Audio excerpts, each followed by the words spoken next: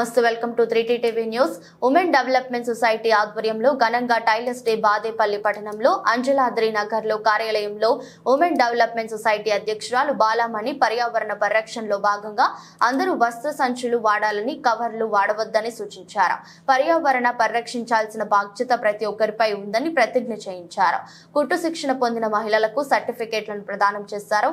ఈ సందర్భంగా మాట్లాడుతూ మహిళలకు, కుటుంబాలకు ఉపయోగపడుతుంది. కుట్టు శిక్షణ ఎంతో మహిళలకు ఆర్థిక అభివృద్ధికి దోహదపడుతుందని ఈ కార్యక్రమంలో విద్యార్థులు, విద్యార్థినులు శిరీష, జయలక్ష్మి, శ్రావణి, కృతిక, జయమ్మ, టీ శిక్షణ శిబిరం మహిళలు, సంస్కార భారతి సభ్యుడు గోనెల రాధాకృష్ణ, చంద్రశేఖర్ గౌడ్ పాల్గొన్నారు.